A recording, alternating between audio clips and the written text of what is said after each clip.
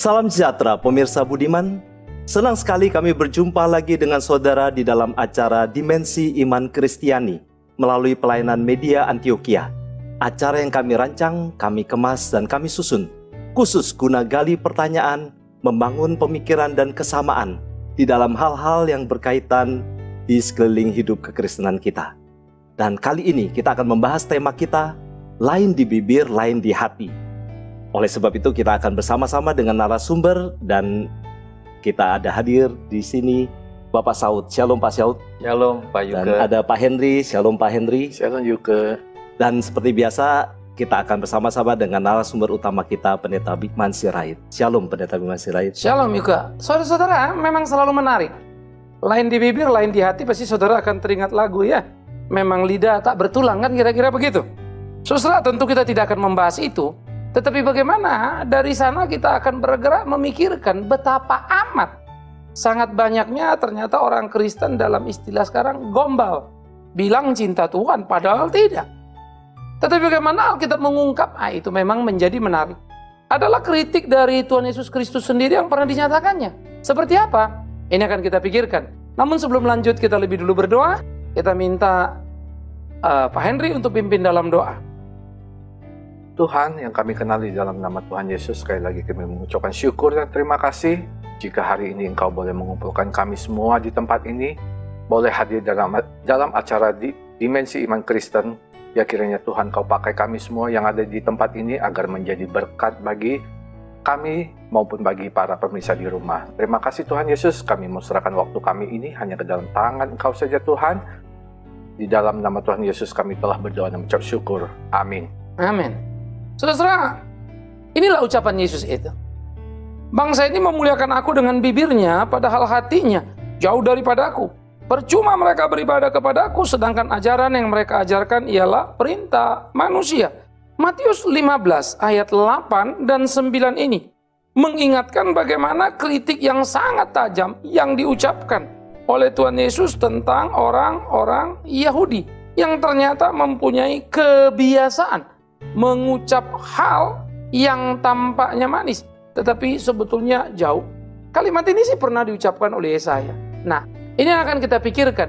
Tapi kita pengen tahu sebetulnya apa yang ada di benak rekan-rekan kita tentang lain di bibir, lain di hati ini, begitu ya kan?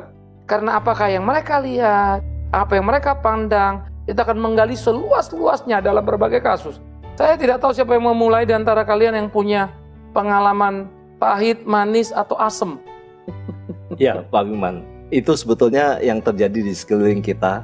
Orang banyak berpikir bahwa seharusnya orang tuh kan memang karena ingin mencari Tuhan, lalu ya seharusnya cocok nih antara mulut dengan yang di hati begitu. Tapi memang faktanya kita seringkali berhadapan dengan orang-orang yang kalau ngomong ya, tapi sebetulnya di dalam enggak. Sungguh-sungguh percaya pada Tuhan, tapi tetap ngedumel di belakang. Dan ini yang seringkali menjadi masalah di gereja, lalu antar jemaat juga tidak kompak, jadinya tidak bisa saling menerima. Nah sebetulnya apa sih yang membuat manusia yang katanya mau mencari Tuhan tapi enggak gitu? Ini memang ada menyangkut beberapa hal ya. Tetapi sebelum saya jauh, uniknya di dalam kasus seperti ini saudara, kalau orang di Eropa, yes for yes, no for no, terlatih mereka, nggak perlu Kristen.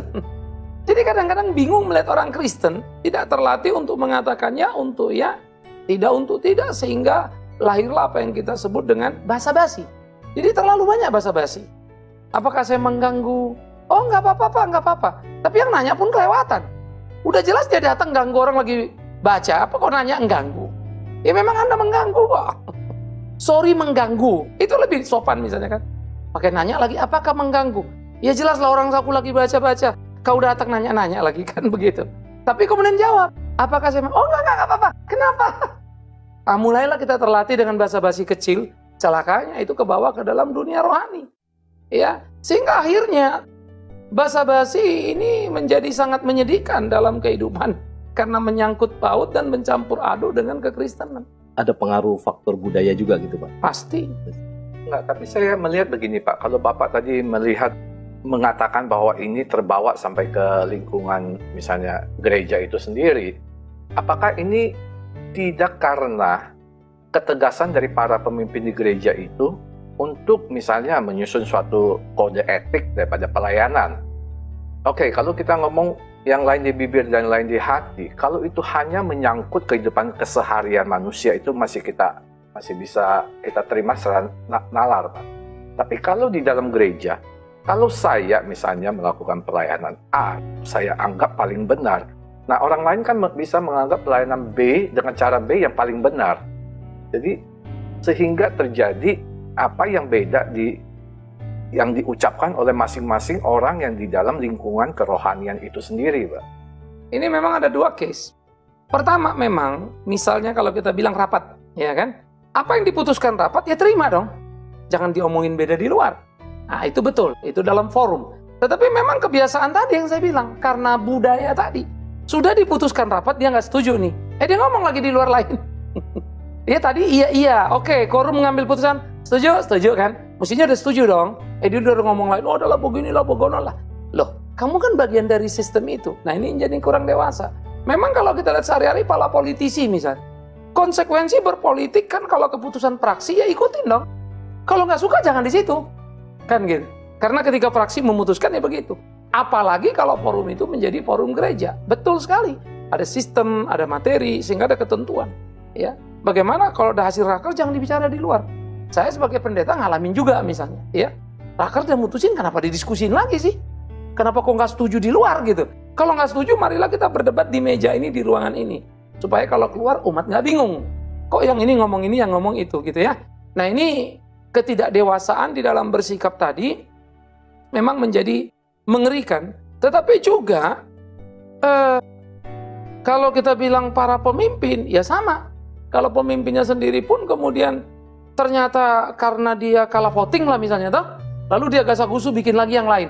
Ya lucu juga ya. Buat apa kita voting kan? Mengambil sebuah keputusan. Nah, sikap dewasa terhadap perbedaan dan keputusan yang muncul. Ini kita baru bicara dari perspektif kultur ya, ada kultural maupun sosiologi gitu ya. Kita belum masuk ke dalam dimensi yang spiritual lah begitu ya. Nah, ini memang menjadi menakutkan sehingga Asia lebih cenderung dengan hal begini sangat banyak berbanding misalnya Eropa. Oke, Pak. Tapi apakah apa yang ada di hati dan lain dengan ada yang bibir harus selalu berkonotasi negatif, Pak? Yes. Karena integrity atau integritas adalah terintegrasi antara hati dan keluar, kan gitu kan. Sehingga hatimu itu katakan, jangan mentang-mentang itu bos, sebetulnya enggak, bilang iya, kan gitu kan. Sebetulnya kamu sudah mendustai hatimu. Tapi memang di dalam tataran keluarnya jadi bagus. Coba dia bilang enggak, jadi kelahi loh itu. Karena dia bilangnya jadi aman gitu kan. Bagus. Tapi kemudian ketidakpuasan itu sih kebawa nih ke rumah. Sebetulnya sih, kan gitu. Maksud saya begini, Pak, saya mencontohkan misalnya ada beberapa rekan atau beberapa pendeta lah bahkan, Pak, kalau kita ngomong di sini, yang misalnya hatinya memang A misalnya, tapi dia berbicara B, tapi orang yang mendengar pembicaraan B itu menjadi sadar atau menjadi benar atau menjadi percaya kepada Tuhan, kan bisa saja, Pak. Kalau dalam hal itu kan berarti positif, Pak. Nah, gini, orang percaya pada Tuhan kan karena kebenaran mestinya. Ya. Bukan karena kepalsuan, hati-hati ya. Kalau kepalsuan diiming-iming percaya Tuhan, Henry, kamu percaya Tuhan, ikut Tuhan nanti, persoalan kamu beres. Oh, terima kasih Pak Pendeta. Padahal dalam hati sih, belum tentu beres. Lalu sebetulnya saya sudah menipu kamu sih ikut Tuhan. Ikut Tuhan karena kepalsuan berita yang saya sampaikan. Nah, itu kritik Tuhan Yesus terhadap orang Yahudi itu. Karena pemimpinnya selalu begitu tuh. Jadi menyampaikan apa yang ingin didengar oleh umat. Tapi bukannya kan kalau Bapak mengatakan orang Farisi itu kan karena dia kurang percaya, dia juga menutup pintu surga bagi umatnya, Pak. Kalau ini kan kita terbalik, Pak. Enggak, justru gini, mereka tahu kebenaran itu. Mereka tahu juru selamat lahir di mana, mereka tahu karakteristik juru selamat. Di sini nih. Tapi mereka bunuh itu, nggak mau. Karena itu akan membahayakan posisi mereka gitu lah. Lalu mereka menjungkir balikkannya. Sama dengan posisi yang tadi yang saya bilang. Ketika kemudian orang mendengar itu lalu jadi percaya, tanda petik percayanya kan? Percaya karena apa yang kita katakan loh, bukan percaya karena kebenaran. Kebenarannya kita simpen di sini. Tapi kalau kebenaran yang kita nyatakan, wah kalau gini siapa yang mau jadi Kristen? Ayo ikut Yesus, sangkal diri, pikul salib. Saya pernah orang bilang, Pak kalau gitu melulu ngomongnya Pak, siapa yang mau jadi Kristen Pak? Menderita terus, ya nggak mau, padahal itu ayat Alkitab misalnya. Gimana Saud? Lain di bibir, lain di hati. Apakah Ini pengalaman cinta bukan? dulu ya? Oh, gitu. Apakah ini menyangkut dengan karakter? Kita tahu karakter bukan lahiriah yang artinya muncul, tetapi dalam suatu proses yang terus-menerus dan akhirnya menjadi karakter seseorang. Ya. Bagaimana menurut Pak Pendeta? Tadi kan saya bilang tadi budaya di rumah, budaya di lingkungan, budaya sehari-hari, basa-basi dulu lah kan. Lama-lama itu kan mengkristal, jadilah karakter tadi. Kan gitu, tipikal kita jadi begitu tuh. Ini orang Asia secara umum. Nah jadi ketika itu sudah menjadi karakter, itu udah jadi sulit. Karena itu kan kristalisasi dari daily-nya kan, dari hari-harinya. Nah itu sebab kalau kita berbicara di dalam Alkitab, di dalam kekristenan, harus ada pertobatan. Pertobatan adalah ledakan besar yang menghancurkan seluruh kepalsuan-kepalsuan. Sehingga keluarlah sebetulnya harus mengatakan ya untuk ya. Yesus sudah mengajarkan itu. Cukup ya untuk ya. Dan tidak untuk tidak. Jangan lebih, jangan kurang. Nah, kalau itu yang dikatakan, tidak akan ada lain di bibir, lain di hati. Nah, menariknya saya bilang tadi, istilah integritas adalah kesatu paduan antara kata dan perilaku. Nah, dia punya integritas. Kalau dia ngomong pasti bisa pegang gitu loh. Ya seperti saya contohnya belajar etika, belajar juga dari contoh teladan orang lain. Tapi dalam hal kecil saja, itu bisa kita bilang, misalnya ada telepon untuk saya bilang tidak ada, ya kan? Itu saya mengajarkan. Kenapa sering kita lakukan itu? Apakah karena perlu pertobatan yang Pak Pendeta bilang? Artinya kita senantiasa jatuh di dalam hal, anggaplah dosa kecil, bohong. Ya. Gimana Pak? Sebetulnya kan kamu tahu, tapi kamu langgar, dosa nggak? Iya. Dosa. Ya sudah, itu sebetulnya simpel kan. Tapi kita anggap biasa. Biasalah, masa mesti jawabin semua Pak? Kalau nggak mati dong saya Pak. Lalu kita bangunlah alasan pembenaran terhadap hal itu. Kalau kita ditanya orang, misalnya Pak udah di mana? Terlambat nih, on the way kan? Ya baru keluar nih lewat lampu merah. Sebetulnya kan kita mau menyamarkan posisi kan? Lampu merah mana nih? Emang dari rumah kita ke tujuan itu ada 15 lampu merah itu. Yang mana? Baru keluar dari mana nih? Apa sih sulitnya bilang, sorry Pak, saya baru keluar dari rumah misalnya kan. Jangan bilang on the way udah dekat kita tunggu-tunggu lu kok sejam. Ini orang timur. Bangga saya bilang tadi, pendeta pun bisa-bisa. Saya sebagai pendeta kalau udah terlambat saya ada geliti setengah mati ini, mateng gua. Tapi kalau begitu dia tanya, Pak ada posisi di mana? Ya saya nggak tahu. Saya udah di Monas menuju sini. Atau saya di mana menuju mana. Saya udah tahu saya terlambat, saya salah kok. Sorry, saya di sini ke sini. Jangan saya tambah lagi dengan bilang on the way. Hanya untuk supaya membuat di sana tenang. Nah, saya melatih diri. Udahlah, apa susahnya sih ngadain? Toh memang salah kok. Gitu. Oke Pak, tadi Bapak mengatakan bahwa faktor integritas itu adalah kesamaan antara apa yang ada di dalam hati dan apa yang keluar dari bibir mulutnya. Tapi kan begini Pak, kita harus mengetahui juga bahwa apalagi kita Indonesia ini terdiri dari budaya yang sangat beragam dan setiap kebudayaan itu mempunyai kebiasaan masing-masing.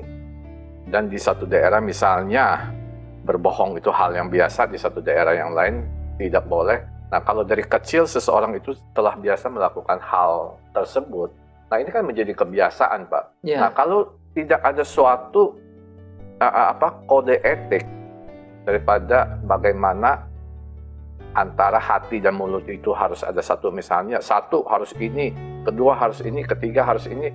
Nah, toh pemahaman setiap orang akan berbeda, Pak. Ya, gini, ini menarik ya. Jadi kalau Immanuel Kant, seorang filsuf dari Jerman, pernah membuat satu definisi moral. Moral itu apa sih? Jadi yang terbanyak diambilnya dari seluruh kebiasaan. Tadi kan ada beda-beda ya.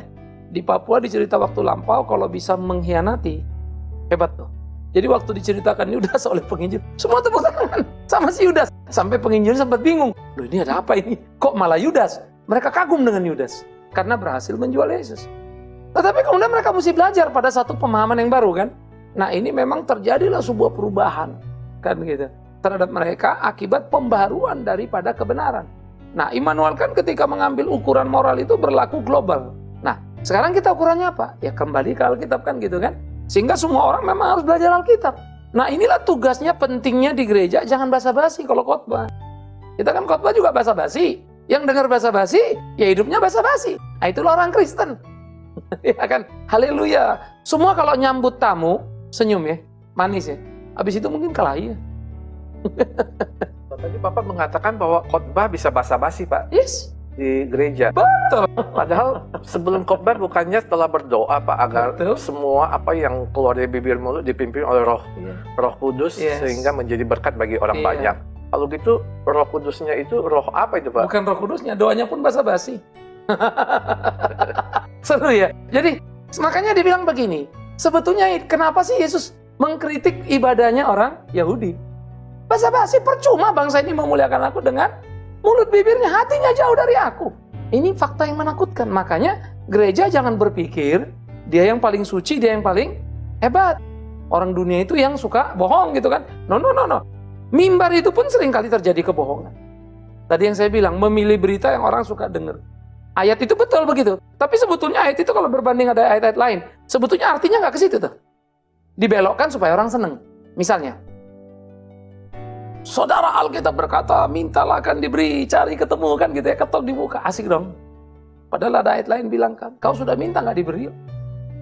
Kenapa nggak baca semua? Oh lalu ngomongnya cuma itu toh gitu kan. Jadi dia mengkhianati terhadap hal itu. Tapi ada aspek kedua.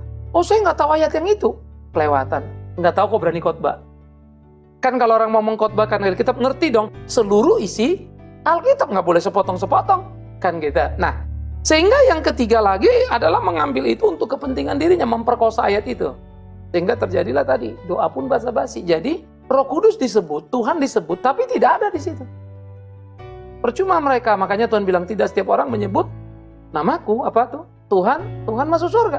Mereka yang melakukan kehendak Bapakku. Nah, inilah antara kata dan hati itu, hati-hati. Jangan kata Tuhan, hati enggak. Tuhan tolak loh. Tapi Pak Bima, kan ada temperamen-temperamen seperti kolerik, sanguin, melankolik, dan lain-lain. Orang kolerik kan terbiasa ngomong apa adanya. Wah, nggak peduli lah orang mau ngomong apa, dia ngomong yang dia mau, begitu. Tapi orang sanguin mungkin lebih diplomatis atau lebih pakai strategi dan lain-lain. Nah lalu bagaimana dengan orang-orang tipe-tipe seperti sanguin dan lain-lain menjaga supaya apa yang di bibir selalu cocok dengan yang di hati itu? Tidak ada persoalan dengan temperamen. Karakter adalah bad or good, baik atau jelek. Temperamen itu, kalau kita mengambil yang zaman dulu kita bilang ada sanguin, ada phlegmatik, kolerik, seterusnya. Kalau sekarang kan orang bilang introvert, extrovert gitu kan. Itu adalah wadah cara menyampaikan, tapi tidak mengurangi kebenaran. Jadi Misalnya, bisa ya sebetulnya. Misalnya gini ya, ini benar, itu benar. Ah itu orang kolerik. Ya itu benar sih. Orang apa namanya phlegmatik mungkin ngomong gitu. Yang sanguin, ya saudara, saudari. Dia muter dulu, tapi hanya bilang, memang yang dia ngomong itu benar. Dia nggak mengurangi. Tapi cara penyampaian itu temperamen. Kan gitu. Sehingga temperamental itu mungkin dia jawabnya benar, tapi karena kalau ada temperamen, orang bisa jadi geger, ribut, tapi benar sih sebetulnya. Nah, inilah pentingnya. Jadi tidak ada temperamen mempengaruhi itu. Kan begini Pak, kalau kita berbicara lebih dalam lagi mengenai apa yang ada di bibir dan apa yang ada di hati. Nah, kalau misalnya apa yang kita ucapkan ini membawa damai bagi orang banyak, atau tidak menimbulkan suatu keributan, walaupun itu lain dengan hati kita, kan di dalam pergaulan keseharian hidup kita juga sering kita lakukan, Pak. Nah, itu kan sesuatu yang baik dan tidak salah kan, Pak? Nah, kalau kita bilang baik karena hasilnya kan ya. Kalau gitu Yesus tidak baik, karena dia datang bikin geger agama Yahudi. Sampai akhirnya dia disalibkan. Nah, kan kalau kita bilang gini jadi repot. Sebaliknya, Pilatus baik. Karena dia mengabulkan permintaan penyaliban. Padahal dia tahu Yesusnya nggak salah. Inilah repotnya. Nah, kita ini kan hidup dalam alam sekarang yang disebut demokrasi ya. Suara terbanyak. Ini memang kadang-kadang jadi kacau balau nih.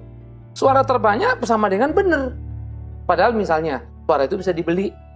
Suara itu bisa diintimidasi kan. Awas kalau nggak pilih, kamu habis gitu ya. Saya bayar sekian gitu kan. Sehingga menang. Saudara, suara itu bisa tipu media kan. Selalu media. Lalu orang terus ditekan. Nah, rakyat-rakyat yang kurang educated kan ke media. Dengar, oh ya pilih ini nih kan gitu. Hanya dipilih. Gitu kan. Nah, padahal dia nggak tahu nih orang sebetulnya siapa. Jadi itu sudah manipulasi karena media. Nah, inilah yang memang mengerikan. Itu sebab banyak sekali orang-orang menyenangkan yang muncul selalu di media. tapi kita tahu hidupnya kayak apa. Kan gitu kan. Wah, ini orang nggak begini nih. Kan gitu. Nah, inilah problem ketika kalau itu dibungkus itu adalah gereja. Bungkusan ini bahaya ini. Itu sebab banyak orang kecewa ya. Begitu ngeliat bungkusannya, wah ternyata gereja, wah ternyata, loh emang gereja gitu kenapa you kaget? Wah selalu kan ngomongnya baik, selalu ngomongnya kaget lah dia, shock waktu dia tahu yang benernya.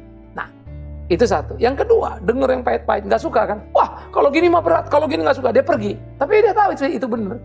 Lebih bagus ini, karena kita nggak selalu bisa kumpulkan orang seperti yang menjadi kerinduan kita kan. Nah karena kebenaran itu tidak selalu dicintai semua orang. Jadi kalian misalnya kalau belajar bicara antara kata hati yang benar dan mulut yang benar kita ucapkan, siap-siap lu nggak selalu dapat kawan. Tapi begini Pak, kalau kita buka Alkitab, Alkitab kan mengajarkan segala sesuatu mengenai yang tadi Bapak katakan mengenai integritas tadi, apa yang ada di hati harus keluar sesuai dengan apa yang ada di hati kita. Nah itu kan mengajarkan kepada kita, Pak. Apakah ada cara, misalnya di dalam Alkitab juga mengajarkan kita bagaimana, misalnya saya berhadapan dengan Pak Yuke. Nah, bagaimana saya bisa tahu apa yang keluar dari bibirnya Pak Yuke itu sama dengan apa yang ada di hatinya? Ya. Bagaimana itu cara melihatnya itu, Pak? Iya, cara melihat sih nggak ada, ini dukun nanti jadi paranormal. Tetapi kadangkala, pertama kalau kita diskusi sama orang, makin panjang sebuah diskusi, makin mudah kita bisa mengenali. Tadi di depan ngomongin. Wah ini gawat nih orang ini gitu ya. Tapi kalau pendek informasi, ada nggak? Nggak ada. Nah mati kita ini kan. Ada apa nggak ada? Kita nggak tahu. Dia bisa bohong, bisa nggak kan kita. Nah panjang diskusi satu, dari kita perlu mencermati. Yang kedua, di diskusi kita nggak pernah tahu. Akhirnya waktu. Begitu kejadian, dia bilang A ternyata B. Wah, ayah nggak bisa dipegang kan gitu kan. Tapi itu pun perlu waktu gitu kan. Nah karena itu di dalam proses seperti ini perlu hati-hati. Tapi mungkin satu perlu digarisbawahi dulu ya. Beda di hati sama di mulut, ya itu tidak sama dengan keinginan hati ya. Tapi kita bicara hati itu yang benar yang kita tahu dalam hati gitu ya. Karena saya khawatir nanti pemirsa pikir, ya memang ini hatiku, padahal salah. Yang di dalam hatinya itu dia ngomong sesuai sih antara omongannya sama hatinya, tapi dalam konteks salah. Itu gawat juga gitu ya. Kita jadi bicara dalam konteks Bible yang benar, tahu, lakukan, jangan dikurangi. Nah itulah kesulitan untuk menemukan orang ini asli apa palsu. Nah, menariknya kalau Yesus, Yudas itu lain di mulut, lain di hati ya. Ini jangan dong, kan hartanya narwas itu bisa dijual untuk orang. Hatinya apa kata si Yohanes? Korupsi. Nah, sebetulnya diharap itu uang masuk karena dia bendara bisa dia makan. Ya, padahal sebetulnya korupsi. Yesus tahu nggak? Tahu loh. Tapi kenapa dia biarin? Itu pertanyaan menarik ya. Nah, itu kebijakan yang kemudian ternyata menarik karena memang Yesus tahu bakal nanti dia juga yang akan nyerahin dia. Kan dia bilang, kalian yang kupilih ini 12, satu di antara kalian akan menyerahkan aku, mengangkat tumitnya melawan aku. Oh ternyata dia tahu. Jadi contoh menurut Alkitab untuk kita merubah gitu Pak. Apakah seperti suatu resolusi seperti Yosua ketika dia mengadakan pembaruan supaya bahwa dia tantang bangsa Israel seperti dirinya, saya dan keluarga saya mau beribadah kepada Tuhan. Kamu pilih mau beribadah kepada Allah yang di Mesir, yang di mana, atau beribadah kepada Tuhan Allahmu. Apa harus seperti itu, Pak? Suka atau tidak, hidup adalah sebuah revolusi yang besar. Ya, dan tidak bisa tidak, karena itu adalah perkelahian yang sengit. Nah, karena itu sebetulnya tidak bisa satu kali peristiwa selesaikan. Makanya khotbah tiap minggu itu penting. Jelas, bertanggung jawab, dan betul-betul kebenaran yang tidak didiskon. Kadang-kala kita berkhotbah kita nggak suka juga nih, karena kita jadi kurang populer nanti. Jangan. Itu selera hati yang dosa itu kan udah datang tuh ya. Yang benar tapi hati yang benar dia bilang enggak mesti begitu. Dengarkan itu gitu. Nah, jadi apa yang dikatakan Yosua adalah ditunjukkannya dirinya sebagai apa? Model. Nah, menolong orang lain memang kita harus jadi model. Gimana sih yang sepakat itu kata hati dan tindakan tadi sama mulut tadi ngomong gitu. Itu sejalan tuh gimana ngelihatnya? Oh tuh loh, itu loh. Karena dunia sekarang kan bingung. Yang dilihat semua bunglon istilahnya ya. Nggak jelas warnanya, kadang merah, kuning, hijau, tergantung dah di mana. Di tempat terang, di tempat gelap atau apa. Nah, Saya pikir ini memang jadi persoalan serius. Karena tantangan yang kita hadapi adalah bagaimana para pemimpin gereja bisa jadi model. Begini Pak, Apakah ini kita segi usia berpengaruh nggak Pak? Ada orang yang bilang siklus tuh orang dari usia kecil lalu dewasa, nanti waktu tua mirip kecil lagi. Dan Tuhan Yesus kan bilang suruh kita belajar dari anak kecil begitu. Kalau anak kecil itu bukan soal urusan seperti itu. Anak kecil itu lebih ketulusan kan. Tulus. Orang tua kayak anak kecil itu sifat kekanak-kanakannya. Di dalam kasus ini apakah perlu Lain. ketulusan? Karena orang tua jadi kekecil itu kayak kanak-kanak sifatnya. Tapi bukan berarti jadi tulus. Bukan, hati-hati. Lebih wise begitu? Enggak juga. Enggak juga ya? Ya, ketidakberdayaan lah yang membuat semuanya seperti itu. atau Ya, ya. begini Pak, tadi Bapak mengatakan bahwa inilah tantangan kekristenan. Masalah apa yang ada di hati dengan apa yang keluar di mulut kita. Nah kalau begitu Pak, agama lain kan juga mengajarkan hal yang sama Pak. Apa yang ada di dalam hati harus keluar ke Yes. mulut. Jadi apa dong yang menjadi kelebihan Nah, kalau saya memegang Alkitab ini Yes. Pak? Sehingga saya lebih unggul daripada orang-orang yang percaya pada agama-agama yang betul. lain Pak. Ini menarik yang Henry tanya ini. Betul. Jadi itulah kita balik dulu ya. Bayangin, semua agama aja ngajar ke orang Kristen belok, kan lucu ya. Masa jadi kacau orang Kristen kan? Satu dulu, semua agama ajarin, setuju sekali. Tapi yang kedua, lalu apa bedanya? Saya suka kalimat Yesus begini. Kalau orang menampar pipi kananmu, berikan pipi kirimu. Jangan membalas musuhmu misalnya ya. Jadi kalau jangan membalas musuh, kalau tempat lain apa? Gata ganti mata, gigi ganti gigi. Wah udah beda ya. Nah, buatlah kata-kata itu supaya menjadi kata-kata yang bijak dalam hidup kita yang sesuai dengan Alkitab sehingga dalam penampilan panggung hidup itu mutunya beda. Ya, ini menarik ya. Sehingga agama ini sama sih yang diomongin, tapi yang diomongin di dalam hati itu sama yang di sini dalam hati ini kualitasnya beda memang.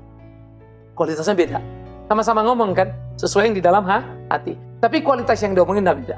Iya, ini menarik ya. Sayang waktu kita ini memang Jadi kita mesti sangat belajar Alkitab sungguh-sungguh ya, Iya. memahami sehingga Betul. kebenaran itu ada di dalam hati kita Iya. ya. Iya, sahabat pemirsa sekalian, begitu banyak sebetulnya hal-hal yang perlu masih kita gali. Sampai berapa jauh hati kita memiliki hal yang benar sehingga apa yang keluar di mulut kita sesuai dengan apa yang ada dalam hati kita. Dan diskusi kita ini sebetulnya masih panjang, tapi waktu juga yang harus memisahkan kita. Tapi sebelum akhir semua ini, kita akan kembali kepada Pendeta Bigman Sirait untuk apa Pak yang menjadi hal yang paling penting untuk kita mengatakan apa yang benar yang ada di dalam hati kita dan itu seturut dengan kebenaran Tuhan. perhatikan selalu Alkitab bagus. Janganlah engkau menjadi serupa dengan dunia ini. Berubahlah oleh pembaruan budimu sehingga engkau mengerti apa kehendak Allah yang berkenan dan yang sempurna. Nah, itulah perubahan sikap hati kita, sehingga hati itulah mengeluarkan, mengucapkan, menyampaikan segala sesuatu yang keluar di mulut. Biarlah yang keluar di mulut itu keluar dari hati yang terus-menerus diperbarui, sehingga seperti kata Henry tadi, punya perbedaan kualifikasi yang sangat jelas dengan yang lainnya. Ya, walaupun sama-sama hati dan kata-kata itu integrated ya, sesuai. Tetapi kualitas yang dikeluarkan itu yang memang berbeda. Ya, sama-sama pabrik memproduksi produknya, tapi produk kita harus berkualitas. Mari kita tutup dalam doa saudara. Kita minta Pak Saud tutup dalam doa. Terima kasih Tuhan, firman yang hidup. Tuhan tolong dan pimpin kami, ajar kami, untuk kami makin mengerti akan kehendak-Mu. Di dalam dimensi iman Kristiani ini kami mensyukuri, ini merupakan suatu anugerah bagi kami semua dan pemirsa. Di dalam nama Tuhan Yesus kami berdoa dan bersyukur. Amin. Amin.